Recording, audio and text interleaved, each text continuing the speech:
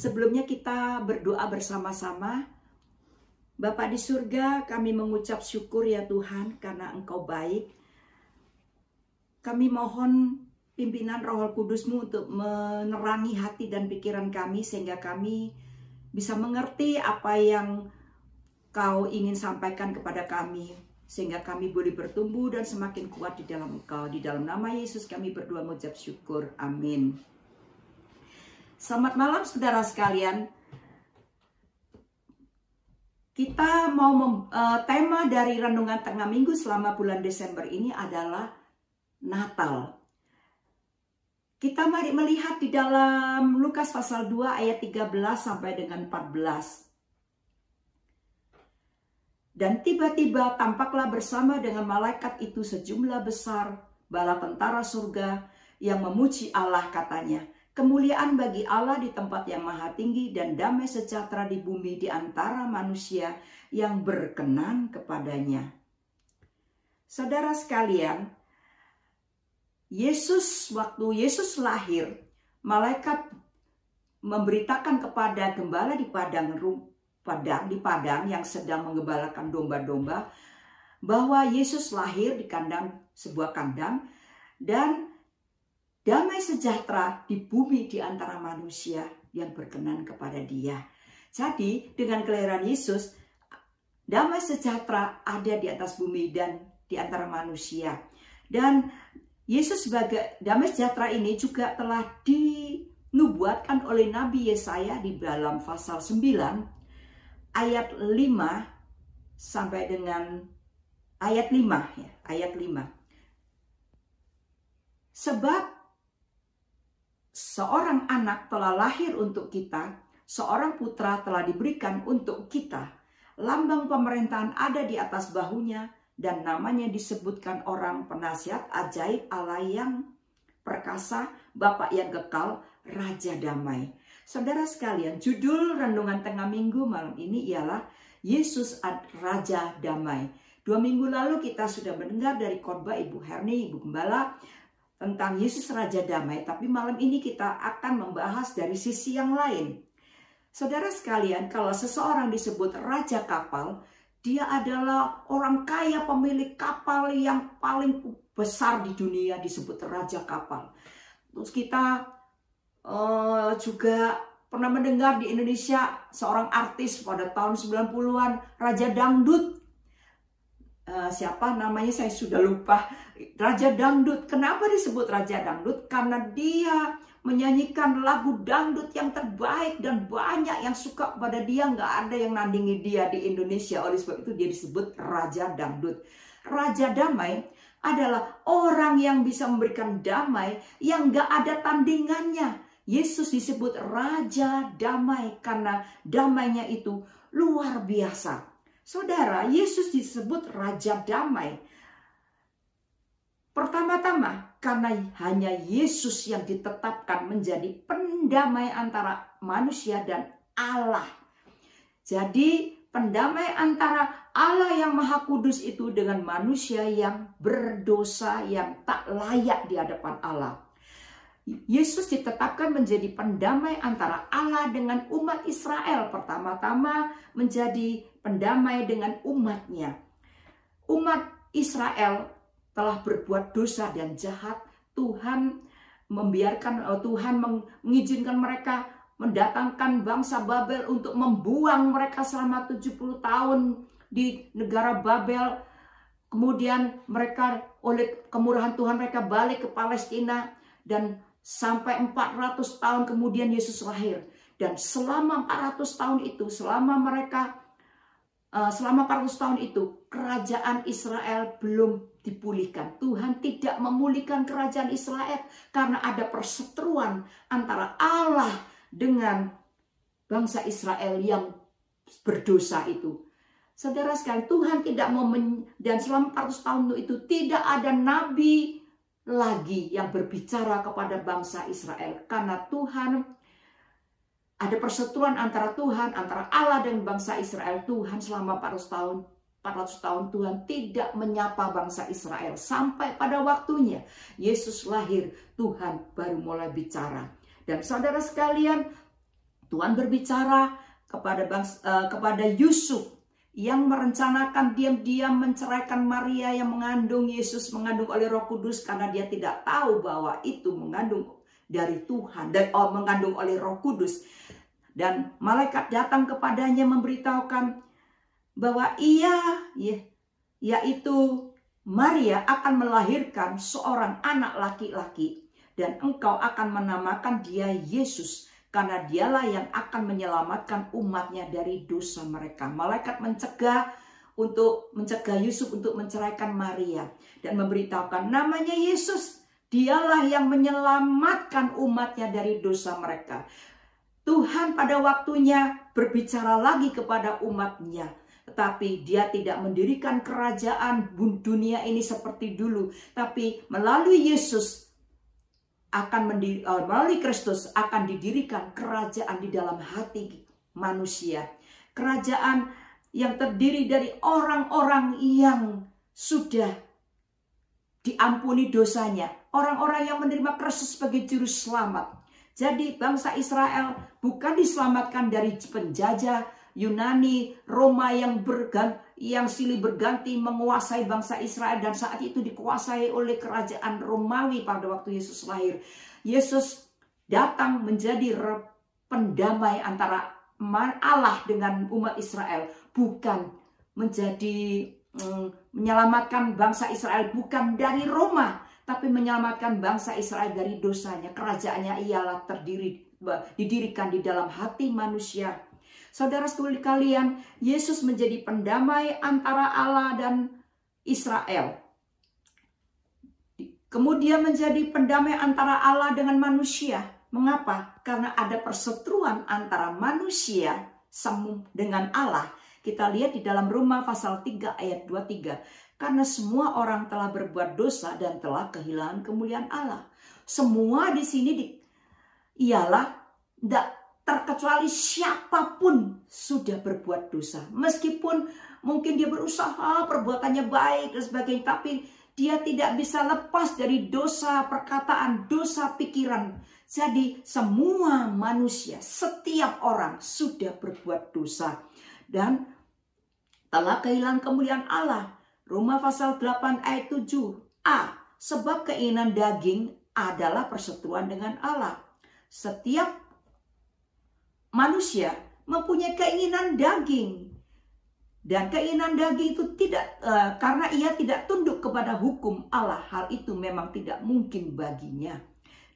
Di dalam Chinese New English Translation dikatakan tidak mungkin baginya itu bahwa manusia memang tidak mampu untuk taat kepada Allah. Manusia tidak mampu untuk tidak berbuat dosa. Jadi setiap manusia dikuasai oleh keinginan daging yang merupakan perseteruan dengan Allah, karena keinginan daging menghasilkan dosa, dan dosa itu adalah maut. Keinginan daging itu adalah maut. Di dalam Roma pasal 8 ayat 6. Di dalam Roma 6 ayat 23, upah dosa ialah maut, tetapi karunia Allah ialah hidup yang kekal di dalam Kristus Yesus. Jadi setiap manusia, setiap individu itu mempunyai perseteruan dengan Allah, karena di dalam dirinya ada keinginan yang selalu melawan Allah, selalu berbuat dosa. Dan Kristus telah ditetapkan menjadi pendamai bagi setiap orang dan setiap suku bangsa melalui kematiannya di kayu salib. Roma pasal 3 ayat 23-25a. Karena semua orang telah berbuat dosa dan telah kehilangan kemuliaan Allah, dan oleh kasih karunia telah dibenarkan dengan cuma-cuma karena penebusan di dalam Kristus. Kristus Yesus telah ditentukan Allah menjadi jalan pendamaian karena iman dalam darahnya.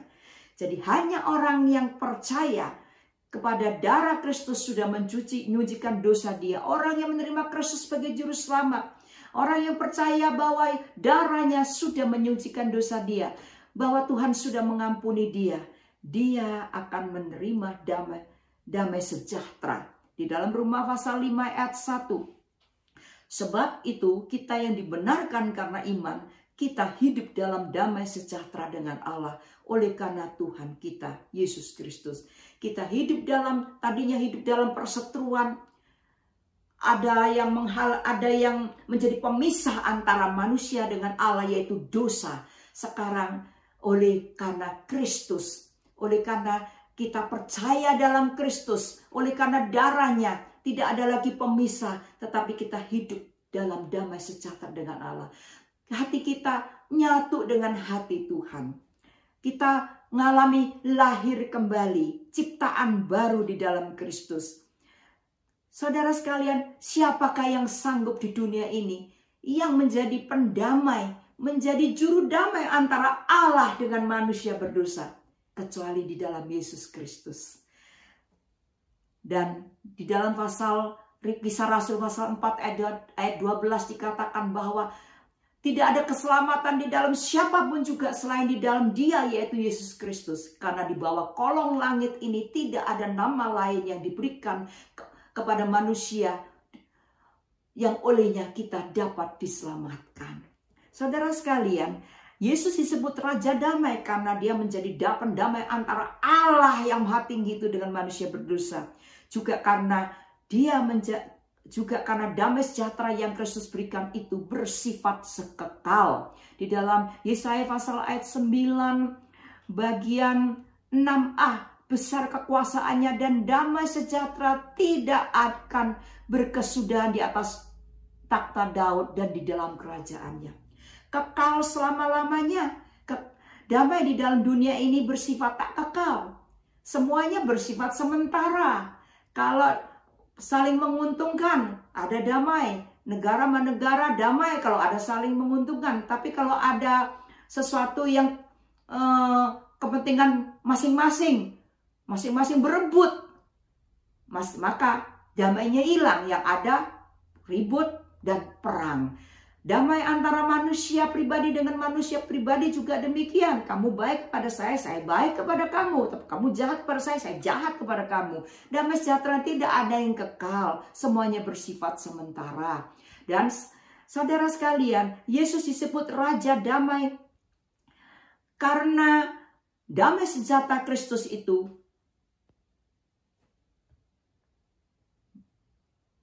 damai sejahtera bagi Kristus ialah ajaib. Jadi pertama disebut Raja Damai karena mendamaikan Allah dan manusia. Allah yang Maha Tinggi dengan manusia. Disebut Raja Damai karena damai sejahtera yang Kristus berikan itu bersifat kekal. Ketiga, karena damai sejahtera yang Kristus berikan bagi umatnya itu ajaib. Karena itu sebab itu Dia Raja Damai. Damai sejahtera yang Tuhan berikan itu ajaib. Karena damai sejahtera Kristus adalah damai sejahtera yang mempersatukan orang percaya dari segala bangsa. Kita lihat di dalam Efesus pasal 2, saudara sekalian. Di dalam ayat 14 dan 15. Dialah damai sejahtera kita yang telah mempersatukan kedua pihak yang telah memerubuhkan tembok pemisah, yaitu perseteruan. Sebab dengan matinya sebagai manusia ia telah membatalkan hukum Taurat dengan segala perintah dan ketentuannya untuk menciptakan keduanya menjadi satu manusia baru di dalam dirinya, dan dengan itu ia mengadakan damai sejahtera. Karena Dialah damai sejahtera kita mempersatukan kedua pihak. Kedua pihak tadi yang disebutkan itu adalah bangsa umat Israel dan manusia pada umumnya. Bangsa Israel adalah bangsa yang sangat percaya diri dan dia merendahkan bangsa yang lain karena dia bangga dengan nenek moyangnya Abraham, bangga dengan hukum Tauratnya, bangga karena mereka umat pilihan Allah. Dan kita disebut sebagai bangsa yang lebih rendah dari dia. Disebut bangsa kafir, saudara sekalian. Tetapi di dalam Kristus, orang Israel yang percaya kepada Yesus dan orang manusia pada umumnya, bangsa lain percaya kepada Yesus, dipersatukan secara ajaib oleh Tuhan. Orang yang bukan bangsa Israel juga menerima janji-janji yang diberikan Tuhan khusus bagi Abraham. Saudara sekalian, ini hanya terjadi kalau kita ada di dalam Kristus Yesus. Damai sejahtera yang Tuhan berikan itu ajaib, bisa merobohkan tembok pemisah. Merobohkan perbedaan-perbedaan bangsa dan bangsa. Bahkan pribadi dengan pribadi yang tidak mungkin dipersatukan, bisa dipersatukan dalam Kristus. Ada kesaksian saudara sekalian, saya kenal seseorang di suatu tempat, di suatu sekolah Alkitab, di suatu negara. Dan kami bersama-sama di situ 3 bulan. Saya kenal dengan mereka suami istri. Sang suami adalah masih ada keturunan dari keturunan Ningrat Bali. Istrinya masih bau darah Ningrat dari Jawa.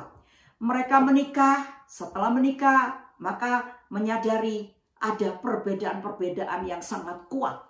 Masing-masing bertahan dengan aturan-aturan Ningratnya, kepercayaannya. Lalu mereka percaya kepada Tuhan suami istri ini. Dan sang suami bersaksi, kami tidak pernah merasa dipersatukan seperti kami berada dalam Kristus. Ada damai sejahtera antara kami suami istri. Kami dipersatukan bukan cuma dalam pernikahan, tetapi di dalam roh kami, hati kami, pikiran kami itu disatukan. Belum pernah ada seperti ini terjadi sebelumnya. Jadi 2 perbedaan yang sangat menyolok, masing-masing bertahan dengan cara-cara mereka, tetapi di dalam Kristus semuanya itu tidak ada. Tak ada ialah damai sejahtera Yesus di antara mereka. Saudara sekalian, damai sejahtera Kristus itu ajaib karena damai sejahtera Kristus adalah yang mempersatukan orang percaya dari segala abad. Maksudnya, orang yang sudah percaya Yesus, yang sudah mati berapa ribu tahun, berapa ratus tahun yang lalu, dan berapa tahun yang lalu sudah meninggal, dengan yang sekarang yang ada masih hidup dan yang akan ada nanti, itu menjadi satu. Istilahnya itu gereja universal. Gereja yang terdiri dari orang-orang percaya dari zaman dulu sekarang sampai Tuhan angkat gerejanya. Jadi siapakah yang sanggup, saudara sekalian? Damai di dunia nggak ada yang sanggup berbuat seperti itu. Mereka hanya bisa sanggup mempersatukan yang hidup saat itu, dan itu pun nggak bisa tahan lama. Saudara sekalian, nanti waktu kita diangkat, gereja diangkat oleh Tuhan, kita akan melihat dari segala bangsa, suku bangsa, melihat bahkan suku yang kita nggak kenal, nggak tahu, yang sudah percaya Tuhan, orang-orang yang sudah mendahului kita, bapak-bapak gereja mendahului kita, dan orang-orang yang kita nggak kenal karena percaya sesudah kita mati dia. Kita melihat berkumpul bersama-sama di situ, memuji, menyembah Tuhan. Dipersatukan, gak ada satupun manusia, gak ada satupun oknum yang bisa mempersatukan seperti Kristus. Mempersatukannya secara dari dulu, sekarang, selamanya, dari semacam-macam orang, dari segala waktu, dari segala zaman. Hanya Kristus yang dapat melakukannya. Jadi itu sebabnya dia disebut Raja Damai. Raja Damai, damai sejahteranya ajaib. Karena damai sejahtera yang Kristus berikan kepada kita itu tidak sama seperti yang diberikan oleh dunia. Saya bacakan ayat Yohanes 14:27 yang sudah dibacakan oleh Ibu Herni 2 minggu lalu. Damai sejahtera ku tinggalkan bagimu, damai sejahtera ku berikan kepadamu, dan apa yang kuberikan tidak seperti yang diberikan oleh dunia kepadamu. Janganlah gelisah dan gentar hatimu. Damai sejahtera yang dunia berikan itu bisa berubah. Kalau keadaannya oke-oke, hati penuh damai. Tapi kalau keadaannya gak enak, maka hilang damai sejahtera dalam hati gelisah, takut dan sebagainya, ribut dan sebagainya. Tetapi damai sejahtera dalam Kristus itu tidak bergantung dari keadaan. Kalau kita bergantung penuh kepada Tuhan dan percaya kepada Tuhan penyertaannya, sekalipun angin badai menerpa hidup kita, hati kita penuh damai sejahtera Kristus.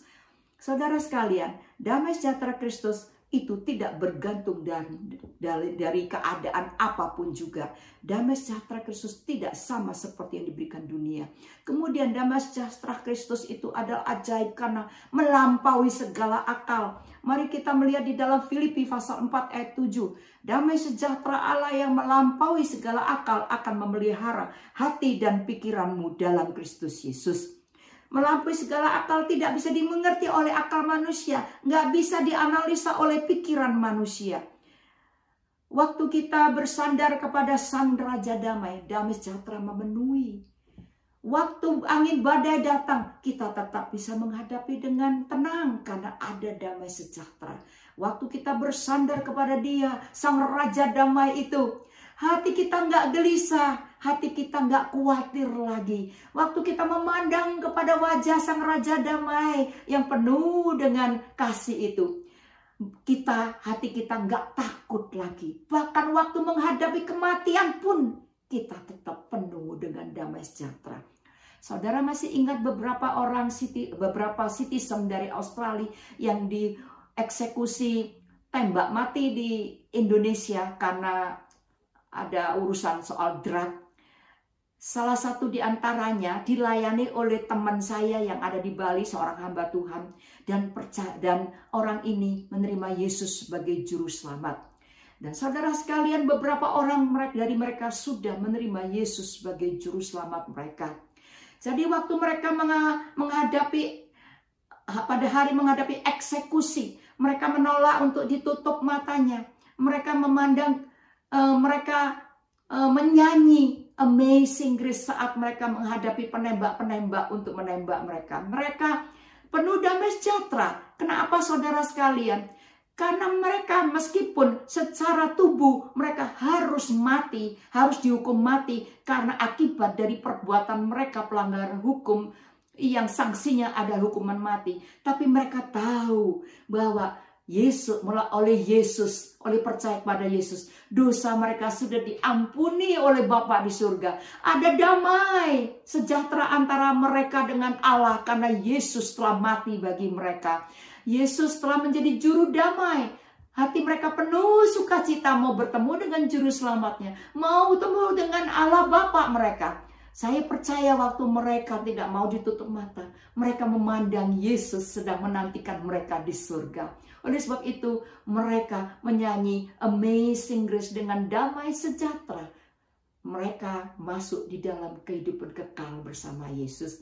Saudara sekalian, damai sejahtera Yesus itu melampaui segala akal. Damai sejahtera dari Yesus berikan kepada kita itu ajaib.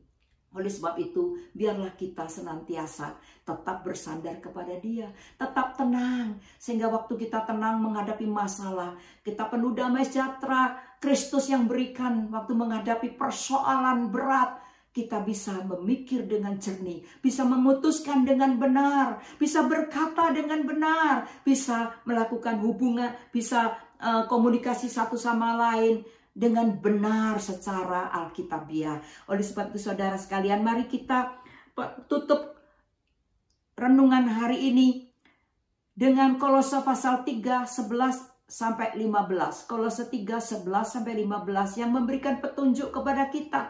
Karena Yesus ada Raja Damai, maka Dia juga mau kita menjadi pendamai selama kita ada di dunia ini. Beberapa petunjuk yang disebutkan dalam Kolose.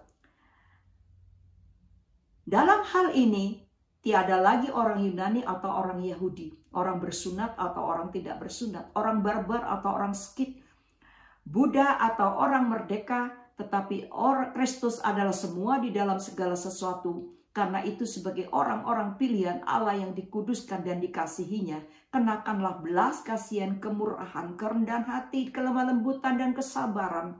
Sabarlah kamu seorang terhadap yang lain, dan ampunilah seorang akan yang lain apabila yang seorang menaruh dendam terhadap yang lain. Sama seperti Tuhan telah mengampuni kamu, kamu berbuatlah juga demikian. Dan di atas semuanya itu kenakanlah kasih sebagai pengikat yang mempersatukan dan menyempurnakan. Hendaklah damai sejahtera Kristus memerintah dalam hatimu, karena untuk itulah kamu dipanggil menjadi satu tubuh. Dan bersyukurlah, damai sejahtera Tuhan sudah berikan. Dan kita harus menjadi pendamai dengan cara memelihara damai sejahtera yang Tuhan berikan dalam hati kita. Dan damai sejahtera yang Tuhan berikan itu harus memerintah dalam hati kita. Memerintah dalam bahasa aslinya adalah bertindak sebagai wasit. Bertindak untuk menengahi sebagai patokan untuk memutuskan. Saudara, apabila hubungan antara pribadi kita, baik di dalam keluarga, baik suami istri, baik dengan di gereja maupun dengan orang, maupun di dalam pekerjaan, damai sejahtera yang harus menjadi wasit kita. Apabila hati kita marah, damai sejahtera hilang, maka kita telah berbuat salah. Roh Kudus memberitahu kita berbuat salah. Wasit, kalau dua pihak sedang bertanding, wasit ialah menjaga siapa yang melanggar, siapa yang salah, dia tiup peluitnya, diberitahukan ini salah. Saudara sekalian, damai sejahtera dalam hati kita adalah wasit. Kalau damai sejahtera hilang, itu berarti peluitnya sedang ditiup. Tuhan memberitahukan kita sedang dalam kesalahan. Jadi harus jadi patokan. Apa yang kita katakan waktu marah, waktu kesel, waktu nggak suka sama seseorang, atau waktu kita merendahkan orang lain, itu kita harus menjadikan damai sejahtera Allah itu patokan. Kalau saya berbuat demikian, apakah mendatangkan damai sejahtera bagi semua? Bagi satu tubuh, bagi keluarga, bagi hubungan suami istri. Jadi harus menjadi penengah. Jadi segala sesuatu yang kita lakukan, damai sejahtera harus menjadi wasitnya. Kita mendatangkan damai sejahtera dengan melalui mengasihi satu sama lain, berbuat ramah satu sama lain, jangan membedakan satu sama lain. Sabar terhadap satu sama lain, mengampuni satu sama lain. Maka damai sejahtera Allah akan ada di antara kita, dalam hati kita, keluarga kita, dalam rumah tangga kita, di dalam kehidupan bersama, di dalam gereja, di dalam pekerjaan, dan di tempat kita, lingkungan kita berada. Saudara sekalian, mari kita berdoa bersama-sama untuk menutup renungan tengah minggu ini. Bapak, kami mengucap syukur ya Bapak, karena Engkau adalah Allah yang baik, yang senantiasa memberikan kepada kami hati damai sejahtera, karena Engkau tidak pernah tinggalkan kami. Tolonglah kami ya Tuhan, senantiasa ya Tuhan untuk bersandar kepada Engkau, menjadikan damai sejahtera-Mu sebagai patokan dalam hidup kita, sehingga kami boleh menjadi pendamai ya Tuhan di lingkungan kami hidup ya Tuhan, seperti Engkau menjadi Raja Damai. Tuhan, kami berdoa, Roh Kudus berbicara masing-masing dalam hati kami, memberikan rema dalam hati kami masing-masing, sehingga kami tahu apa yang harus kami lakukan untuk menyenangkan hati-Mu. Terima kasih Tuhan, di dalam nama Tuhan Yesus kami berdoa mengucap syukur. Amin. Si Tuhan, selamat malam, selamat Natal, dan selamat Tahun Baru. Tuhan memberkati.